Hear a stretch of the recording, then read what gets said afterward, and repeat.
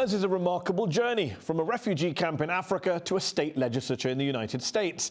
In 2016, Ilhan Omar became the country's first elected Somali-American lawmaker. Last year, Time magazine put her on the front cover, calling her one of the women who are changing the world. So, does the future of the US look more like her or Trump? She joins me now. Ilhan Omar, thanks for coming on UpFront. You were elected, aged just 33, to the Minnesota House of Representatives in November 2016. That was, of course, the same night that Donald Trump was elected president of the US. How did you feel that night? Was it a happy night for you, a sad night, a bit of both? I think it was bittersweet. I joked with my campaign staff and campaign supporters that we stayed a little too long at our party because there was a lot of crying and a lot of people who were upset. But when the reporters asked me how I was feeling, I told them that I was actually optimistic and hopeful because I believed that this was going to be the awakening of our nation. People were going to be awoken from their complacency, and we were actually going to get to work in not only resisting but reshaping and restoring this country's promise. And within just a few days of taking office, President Trump brought in his infamous travel ban, the Muslim ban. You're not just a Muslim immigrant to the United States, you're a former Muslim refugee who's from one of the countries on the banned list, Somalia. So do you think President Trump doesn't want people like you in the country? Because he says it's not personal, it's national security. Yeah. I mean, I think, you know, if we were really being honest about what could be masqueraded as a national security issue, we know that no one from any of these countries has ever posed a threat within this country. And so we know that for him and his supporters, this is just a political football, and they're using our communities and people who look like me as leverage. You talk about him and his supporters. More than 1 million people in your state of Minnesota voted for Trump. He only lost that state, I think, by a percentage point and a half. Do you feel cut off, disconnected from a lot of your own constituents who clearly don't see Trump's Islamophobia or anti-immigrant rhetoric as disqualifying? I mean, I think what we are seeing in Minnesota is people actually coming to terms with the kind of rhetoric that they thought was just that, rhetoric, now actually becoming policy. I don't think a lot of Minnesotans and a lot of the people in this country actually thought that he would implement.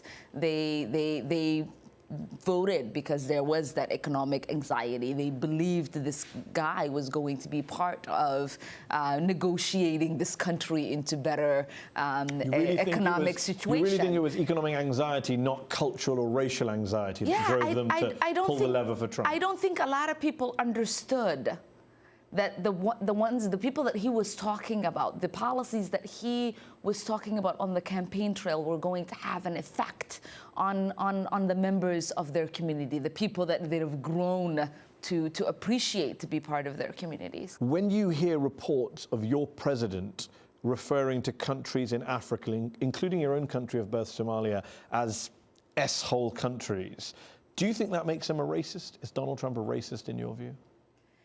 I mean, I think there isn't a debate about whether Trump is a racist. I think he fits into every ism.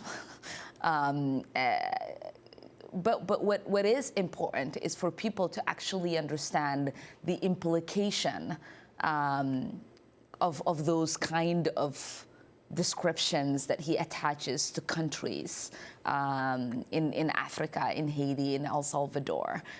When we are having a conversation about what will ultimately make our country safe, it is about showing strong and principled leadership. It's about being the country that has been known to foster open and inclusive societies. But you say there's no debate about whether Trump's a racist, and a lot of people would agree with you on that. And in fact, there's been an explosion in the number of anti-Muslim far-right far-right white nationalist groups in the US over the past couple of years. Your own state of Minnesota experienced a record number of anti-Muslim incidents in 2016.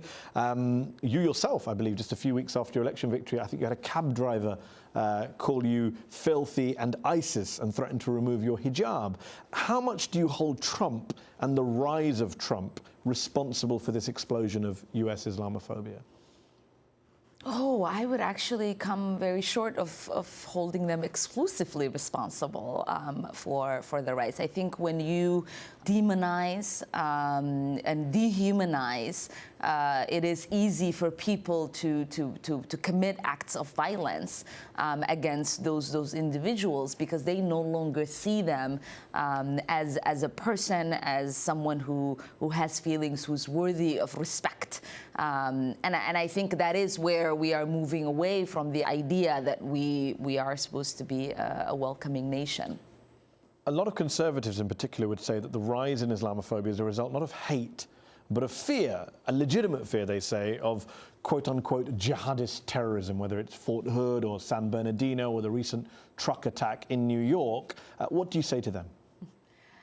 I would say our country should be more fearful of white men across our country because they are actually causing most of the deaths within this country.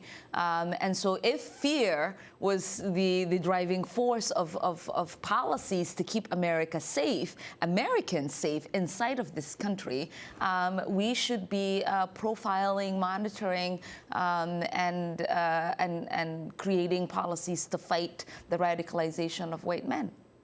But most of the funding and attention, even under Obama, obviously went towards Muslim communities. One of those communities is in Minnesota, your state, the Somali-American community in Minnesota, where I think over the past few years, more than 20 young Somali Americans have left to go and fight for ISIL or Al-Shabaab or one of these quote-unquote jihadist groups abroad. That's a real threat, obviously. No one's pretending it's not a threat. So what do you do about it?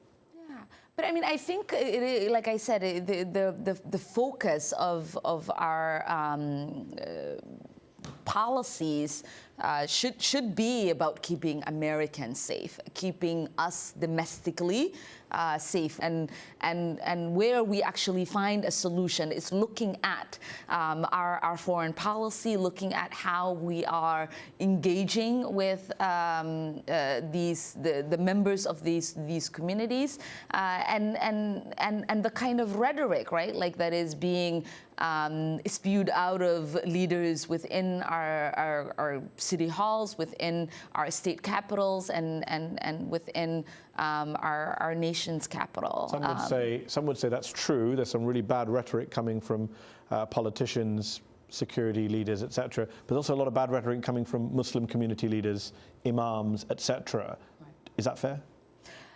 I think both of those statements could be true, and I think it just goes to show what happens when you have segments within communities that are using fear and hate to mobilize their base. And it is important for us to actually have a conversation about what kind of communities we are trying to build and what this nation actually stands for. In an interview last year, you said your campaign for state office was about more than you. It was about shifting, quote, the narrative about what is possible. For those outside of the US, we have a global audience watching, who look at the current US president, maybe think he defines the US now, his anti-immigrant, anti-minority, anti-Muslim sentiment. Do you see your story as a kind of foil, a counter-narrative to that? Are you personally the anti-Trump? What I represent is an America that still allows people to fulfill that American dream. That you can come here at the age of 12 only knowing 2 phrases in English, have the opportunity to put yourself through school, and ultimately defeat a 44-year incumbent to win a seat at the table, not only representing people that look like you, but a district that has a 70% white population. What I wanted people to know throughout my election was that this dream isn't closed off to people, that the idea that a person of color or women could only win and run in districts that looked like them was something that we needed to move away from. Ilhan Omar, thanks for joining me on UpFront. Thank you. That's our show. UpFront will be back next week.